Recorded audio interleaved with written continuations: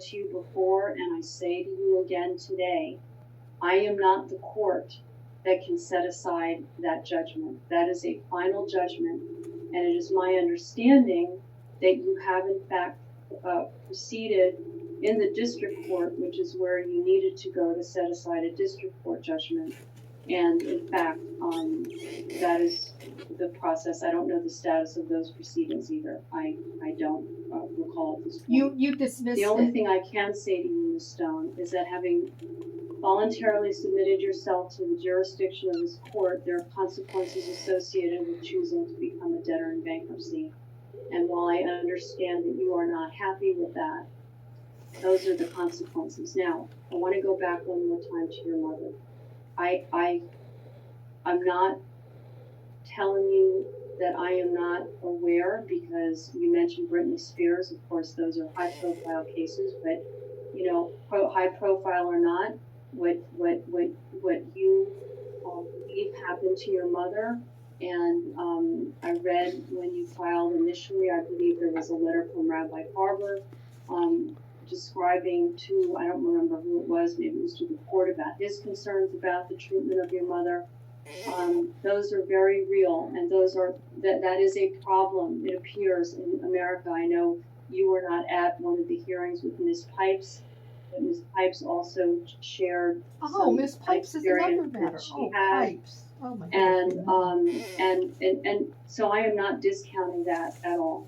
But that has nothing to do with where we are today. May I speak now? And so, may I speak? In a minute, I'll give you the opportunity to speak. Just you have to wait. And therefore, I want you, whether you understand it or not, I want to make clear that nothing that I do has any bearing on whether I believe that those types of things are going on around this country. Has no bearing on even whether I believe that your mother may have been subject to mistreatment or maltreatment in her care. And I also have no doubt in my mind that you loved your mother very, very much. But none of those things have a bearing on what my jurisdiction is and what I have to do today. Okay, so I'm can I let you respond? say something else, Ms. Stone. Just Okay. a minute, I'll unmute you. And then I'll allow Mr. Dilworth to respond. And I will go to to the next part. So I'm going to unmute you. No, you have to unmute yourself. I'm sorry. Go ahead, unmute Ms. Stone, and then you can say what you wanted to say. Okay, so you admitted yourself that you have no jurisdiction to investigate the crimes. So how could you possibly think that you have jurisdiction to do this? Now, let me go back, because everybody seems to focus on this little part where I had the marshal at my door, which was the reason why Arthur Moorberger filed the involuntary bankruptcy, because he was going to foreclose on my property the next day. So I came into this court with under fraud and the inducement. I had no choice. And so just to be really clear, because everybody keeps saying the same lies and fraud, and it's documented, perhaps. When I came into your court, I came in there and you had scheduled a hearing for something totally different of the issue of jurisdiction, and I didn't know that this issue was going to come up. So again, I'm being unfairly strong-armed and waylaid by all of these things that are coming up here, which is again why I want these people to write up whatever they're going to say so that I have a real time, like a notice and opportunity to respond, because I'm not having a notice and opportunity to respond. But I came into court, the first hearing, where your notice of hearing was something completely different. And at that point, every word out of your mouth was, sanction Arthur Moorberger, sanction you for this, that, and the other thing. You had me terrorized, because here I am with impeccable credit before this predator, and you mentioned his name, so I'll mention his name. Roy Lustig came into my life. So there's two things going on from what you said. You don't have jurisdiction to go into a criminal review of him, but you have jurisdiction to perpetrate a racket and to carry out his criminal activities. So do you realize how ridiculous it sounds to the normal person? Oh, I have no jurisdiction to investigate his crimes, but I have jurisdiction to collude in his criminal RICO enterprise. So that of itself doesn't give you jurisdiction and doesn't make you look very credible. And the other thing, in which I'm going to go back to now, because there's just too much fraud going on, I can't keep it all straight in my head and I can't see. So at that hearing where the marshal was at my door and he had filed a notice of foreclosure where my properties were going to be foreclosed the following day. So Arthur Moorberger filed a notice of bankruptcy, and then I was in your court, and every word out of your mouth was sanction Arthur Moorberger, sanction you. Never was there anything in your notice, which is exactly what's going on here, because nobody ever gets notice and an opportunity to reasonably appear.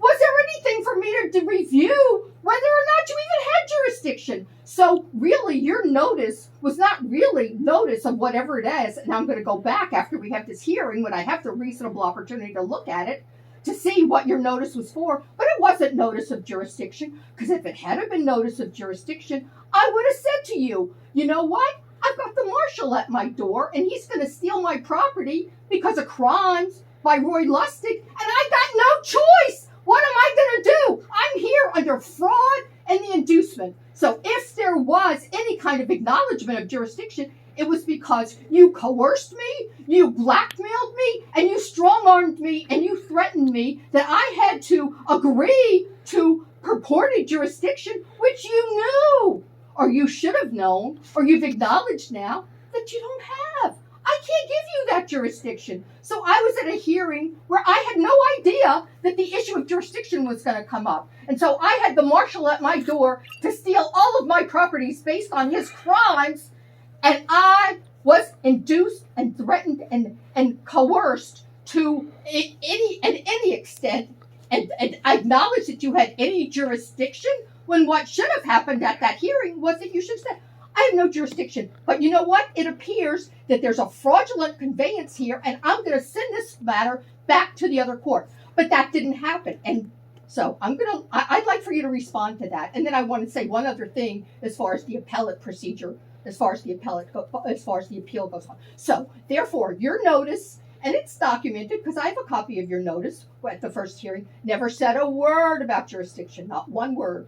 It was only when I was here and waylaid and never had an opportunity to review it or to prepare myself or to know what I was getting into. Because to me, bankruptcy was like, who files bankruptcy? My credit was perfect. I paid my bills in advance. I had perfect credit. Now, even if I wanted to get a job, I can't get a job because I'm all over the internet. My credit's a mess because I've been criminalized. I'm a victim. And so how can you say that you have no jurisdiction to do anything with regard to his criminal acts, but you can go ahead and conspire in his racket and steal my property?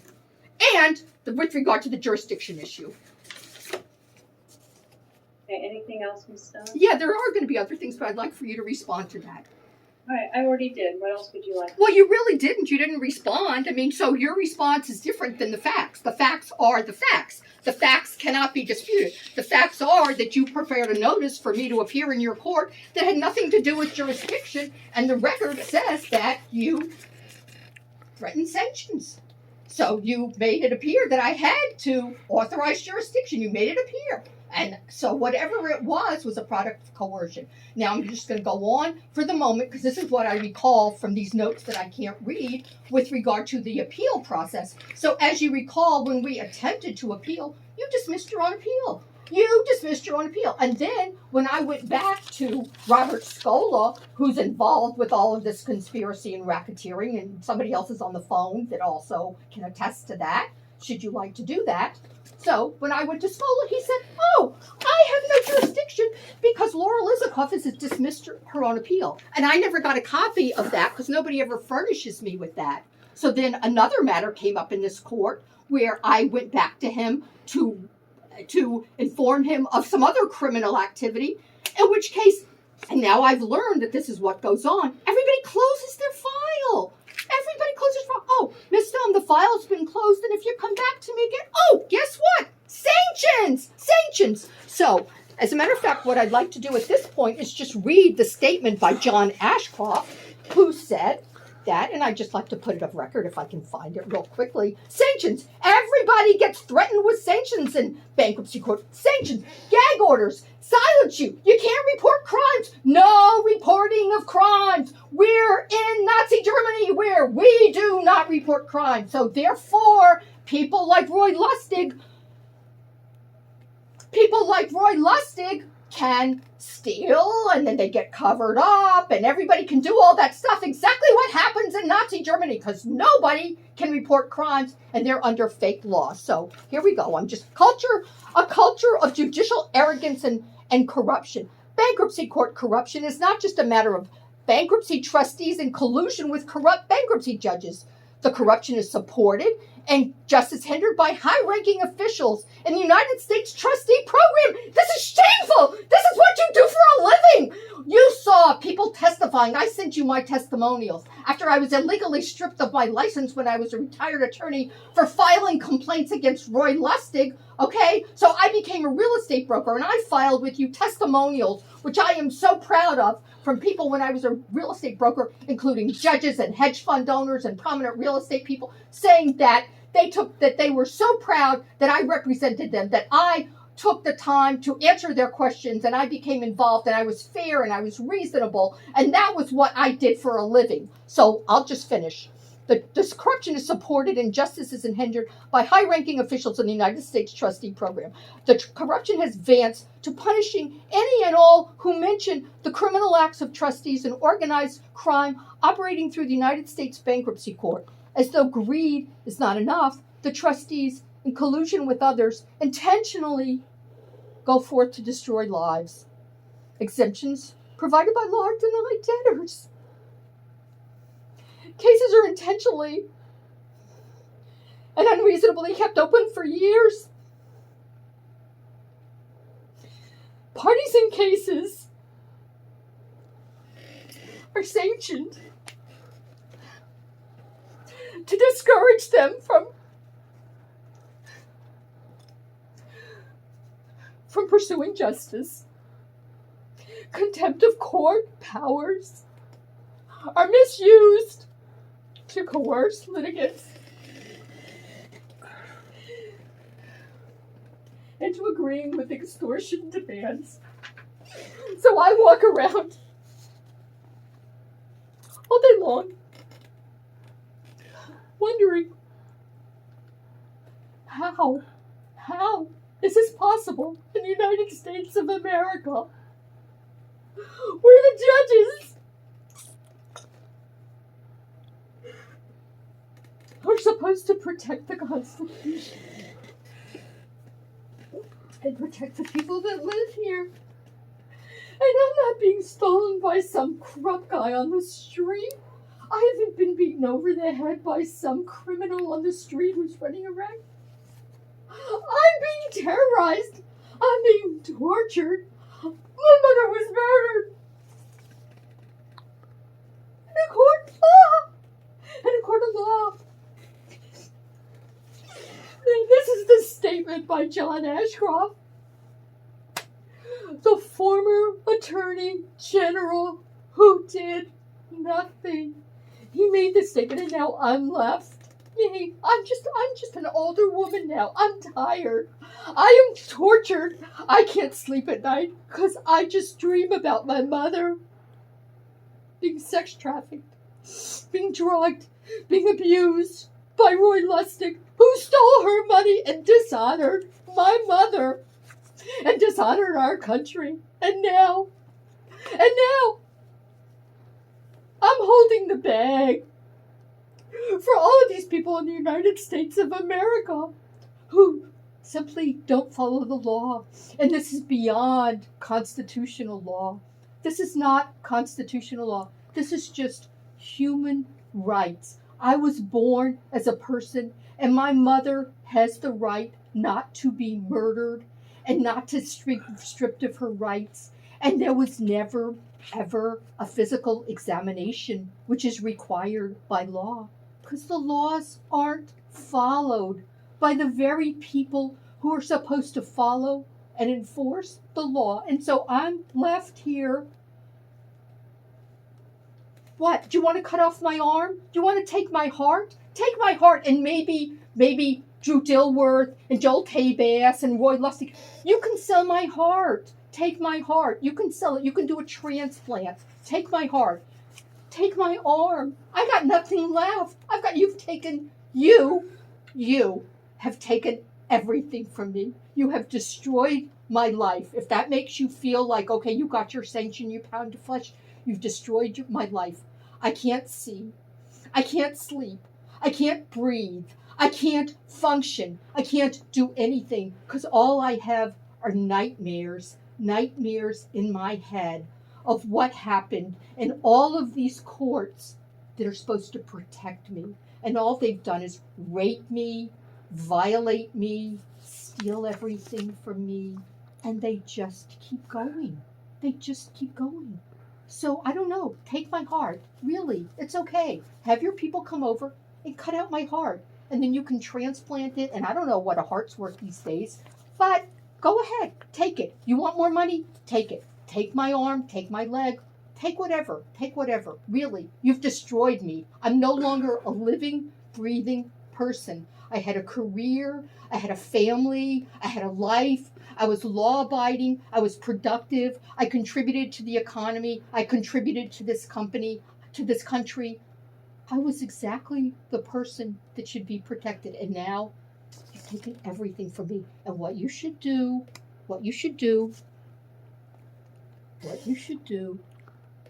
is you can refer this to the DOJ or refer this to the next go round. Tell them, investigate this guy.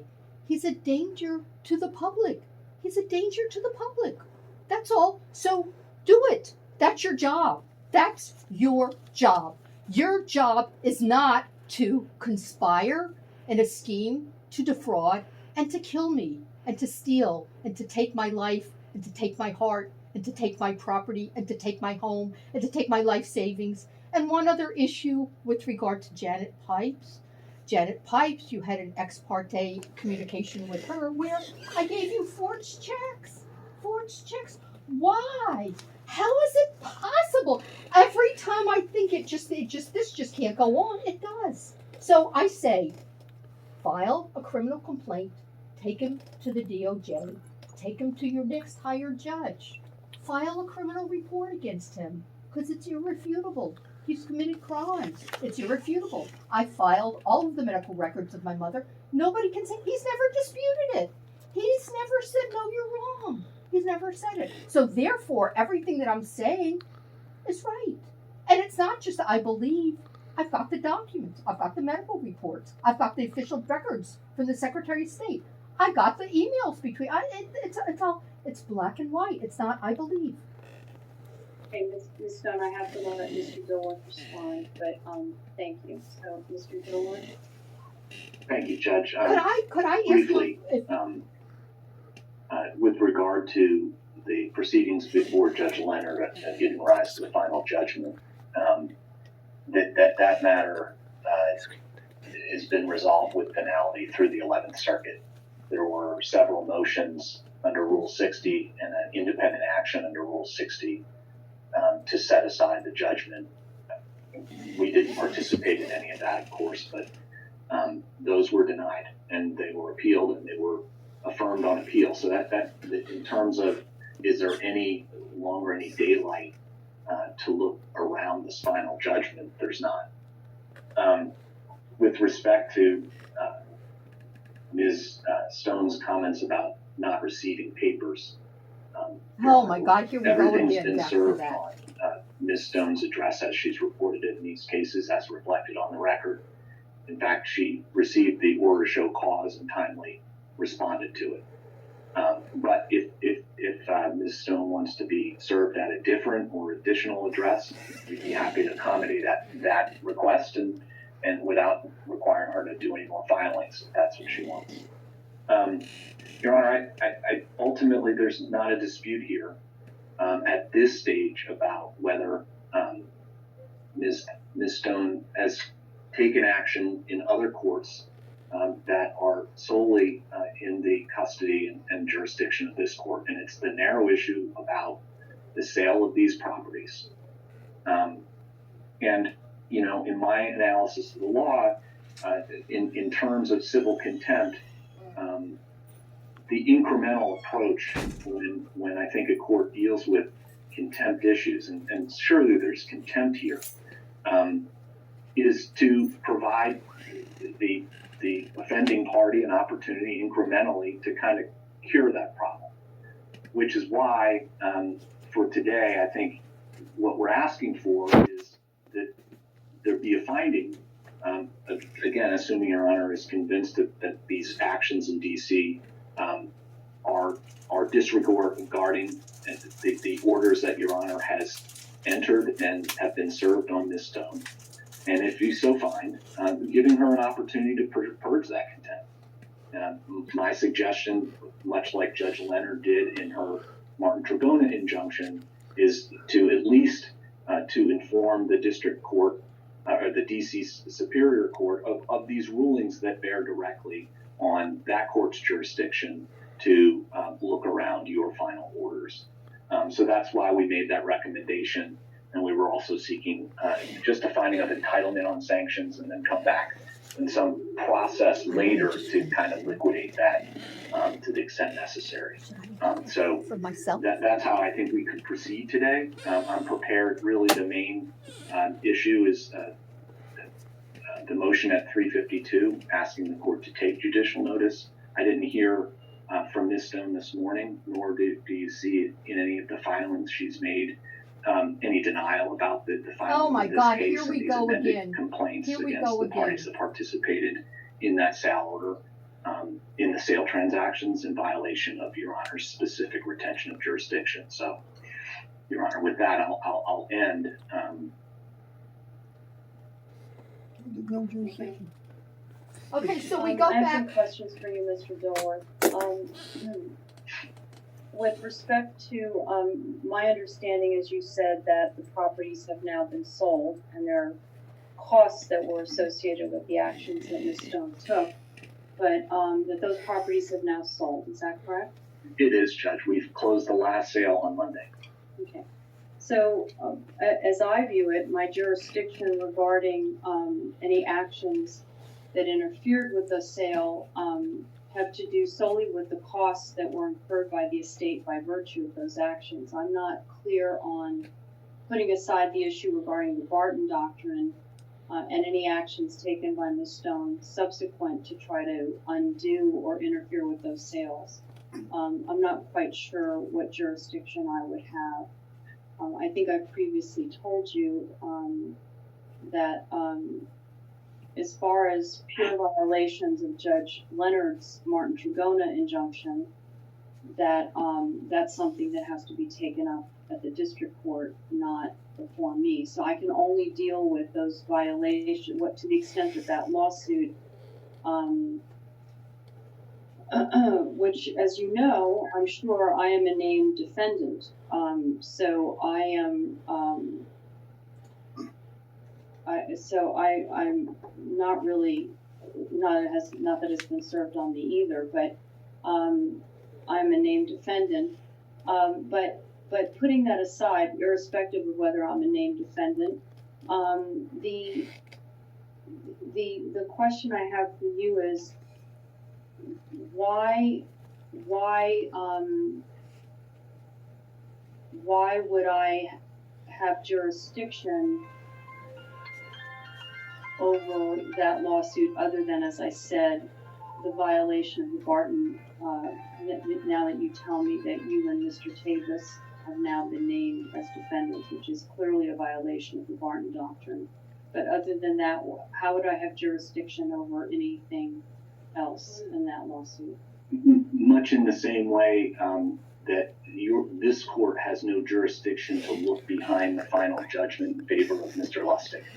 So Your Honor has entered a series of final judgments, first in the adversary, that these Arizona properties were part of this estate. And one of the interesting things that we're hearing now is an acknowledgement that that was always so, notwithstanding the transfers to Mr. Moorberger. But that final judgment is your own, Your Honor. Nobody can attack that somewhere else. And then, relying upon that final judgment, we filed a motion to approve the sale, and Your Honor entered orders authorizing the sale and retaining jurisdiction, not only to deal with any disputes about those transactions, which these amended complaints are clearly seeking to challenge, but any lien and claim, however inchoate, however remote at this point in time, attaches to the proceeds. So those two things, that's the whole point of retaining jurisdiction. So much, actually, in the exact way that this court has no jurisdiction to look behind the final judgment, giving a money judgment to Mr. Lustig, no other court has the authority to look behind your orders authorizing the sale and declaring these assets part of the estate. They can certainly come back to Your Honor, and now that whatever claims remain have attached to the proceeds, and much like the Rule 60 pleadings that were filed before Judge Leonard, they could do the same thing here and seek to, based on all these allegations, which we haven't talked about, but obviously we feel are meritless. But I don't think there's a close question that Your Honor has sole and exclusive jurisdiction to do that. So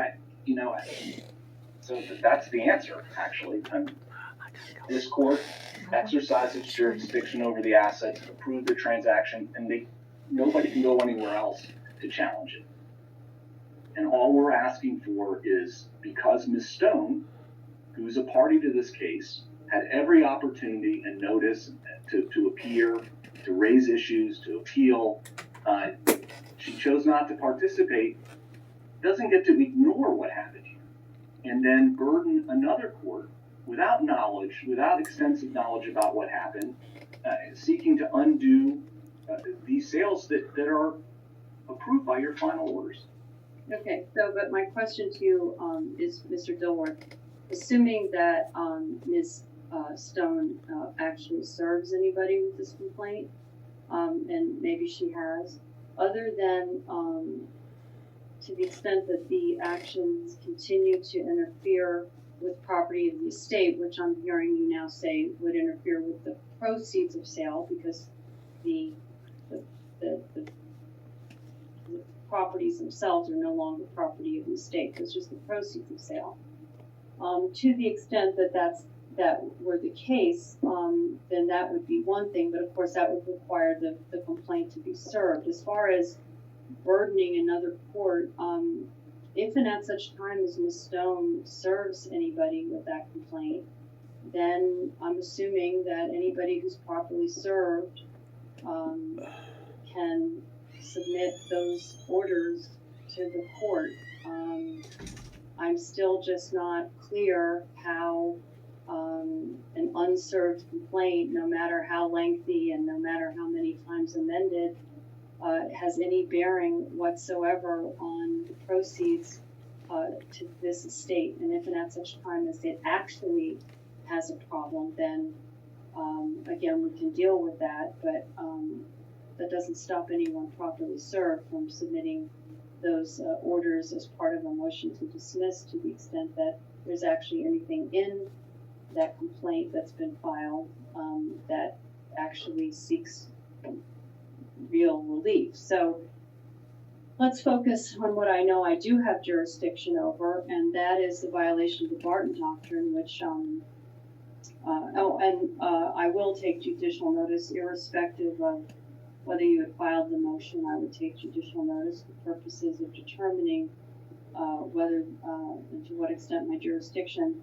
The Barton Doctrine, which I'm sure Ms. Stone is familiar with, prohibits the suit of a bankruptcy trustee or any trustee or receiver or its professionals for actions arising out of the case itself in any court other than the court in which the fiduciary exercises his or her jurisdiction, except with that court's permission, which you neither sought nor would you receive if you asked for it.